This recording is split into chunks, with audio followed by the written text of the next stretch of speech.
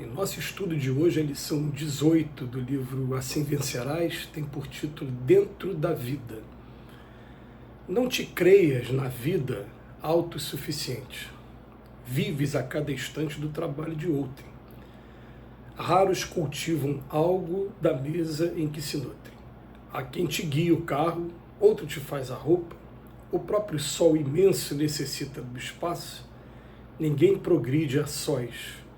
Esta é uma lei de Deus.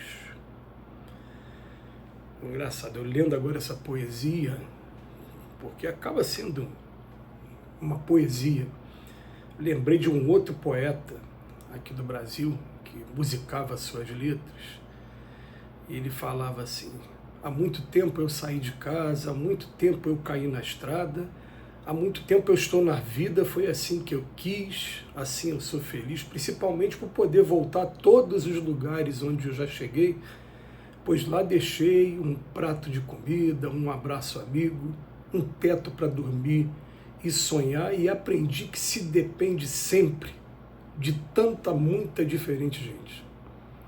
Toda pessoa sempre é as marcas das lições diárias de tantas pessoas. E é tão bonito quando a gente entende que a gente é tanta gente onde quer que a gente vá. É muito bonito quando a gente sente que nunca está sozinho, onde quer que pense estar. A gente fica por aqui, né? Falou quase a poesia toda. Mas é uma poesia musicada que ela vem mostrar para a gente a necessidade da solidariedade. E a gente pega algumas perguntinhas do Livro dos Espíritos. Eu falo assim: o homem no deserto, o eremita no deserto, ele se embrutece, assim como um músculo também vai atrofiando quando não está sendo utilizado. Aí a gente lembra um filme do Tom Hanks, né, que era o Náufrago, né, e como ele ficou sozinho numa ilha, né, representando. Um filme, uma história muito interessante. O aprendizado maior aqui da Terra é o amar ao próximo como a si mesmo. O amar ao próximo como a si mesmo tem que ter próximo. Não tem para onde correr. Se não tiver próximo, não vai ter o desenvolvimento do amor, não vai ter o aprendizado, esse que tira a gente do ego, da vaidade, do orgulho, e faz com que a gente se aproxime do amor do Cristo. Não vai ter, simplesmente. Então, a gente vai lembrar, né, que Jesus, todo santo dia, ele se retirava para entrar em oração. E essa oração, alguns espíritos já disseram assim para a gente, né, que ele fazia sintonia direto com o Pai e com outros Cristos igual a ele, dando a entender que se há várias moradas na casa do Pai, como ele disse na última ceia, cada morada também tem um Cristo, assim como a gente tem aqui prefeito, governador, presidente, né? Existe um representante pelo planeta e o Cristo do nosso planeta é Jesus. Ele se retirava todo santo dia, mas logo em seguida ele retornava e tinha contato com o povo, e sem julgar, condenar a qualquer pessoa, ele simplesmente estimulava o lado bom que aquela pessoa tinha e convidou para fazer parte daquele grupo dos 12, pessoas muito imperfeitas, muita imperfeição ali. Pessoas tão imperfeitas que 3 dormiram quando ele pediu para que ficassem em vigília na véspera de ser traído.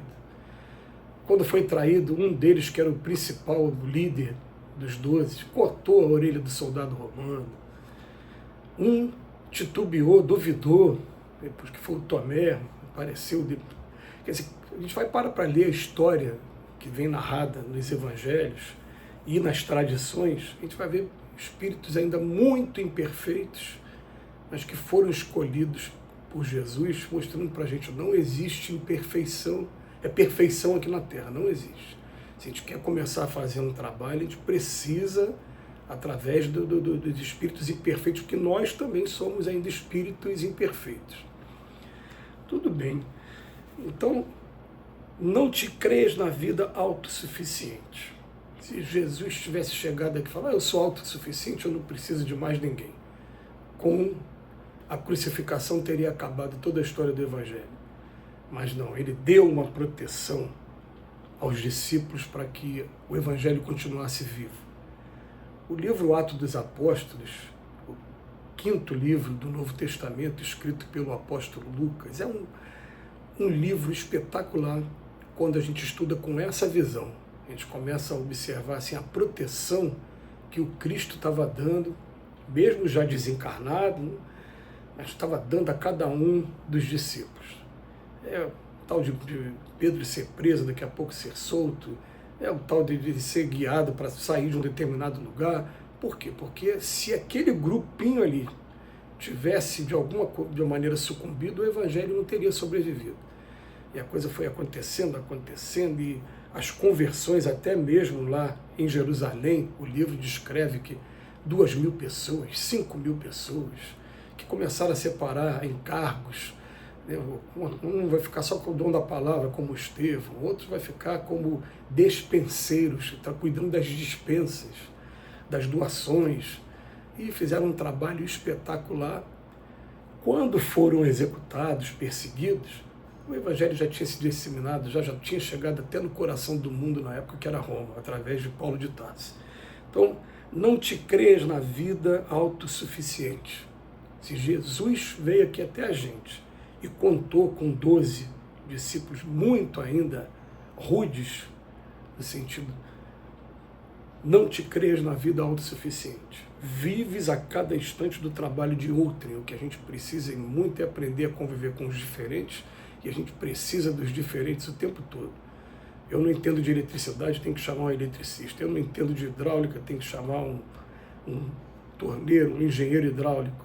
Eu não entendo de obra, tem que chamar um pedreiro. O tempo todo a gente precisa de marceneiro, de carpinteiro, de mecânico de autos. A gente precisa o tempo todo, a gente vive o tempo todo o trabalho de outro, e até o que tem na nossa mesa. A gente fala, raros cultivam algo da mesa em que se nutre. Eu fiquei pensando nisso, falei, poxa, eu nunca fiz nessa minha encarnação uma alimentação em que eu fosse no quintal e pegasse um ovo da galinha, em que eu pegasse o próprio grão do arroz, o próprio grão do feijão, o alho, e eu mesmo tirasse tudo ali do pé. Eu nunca fiz isso. Sempre precisou do trabalho de alguém que fez, é claro, comercializou, tirou o lucro daqui, ganhou a sua sobrevida daqui, mas a gente precisa. E há quem te guie o carro, outro te faz a roupa também, da mesma maneira. Olha só que frase também poética e ao mesmo tempo que bota a gente para pensar. O próprio sol imenso necessita do espaço. O próprio sol não é autossuficiente. Aliás, o sol foi criado por Deus. Deus é a inteligência suprema, é a causa primeira de todas as coisas. Então, quando Emmanuel vem trazer essas informações para tentar chamar a nossa atenção, a gente precisa buscar o que está por trás dessas palavras, transformar essas palavras em atitudes, tirar da poesia e trazer para a vida real, porque ninguém progride a sós. Esta é uma lei de Deus. Ninguém progride a sós. A gente lembra que na simbologia dos primeiros personagens da Terra, que é uma simbologia, Adão e Eva tiveram 2 filhos, Caim e Abel, e depois teve um terceiro chamado Sete. Caim matou Abel e fugiu envergonhado. Encontrou uma outra cidade, uma cidade chamada Nod, onde encontrou a sua esposa, e dali tiveram uma descendência numerosa. Quer dizer, até mesmo o livro da Gênese de Moisés vem trazer de maneira simbólica, de maneira codificada, uma informação interessante. Caim matou Abel. Não tiveram nenhuma irmã, os 3. Mas logo em seguida encontraram uma cidade numerosa, já organizada, dando a entender que tem muita coisa que a gente precisa estudar com calma e tomar o cuidado de não interpretar de maneira literal. Mas se não fosse aquela cidade ali, vamos botar, a formação original não teria sobrevivido. Precisamos uns dos outros o tempo todo. Que Jesus nos abençoe hoje e sempre.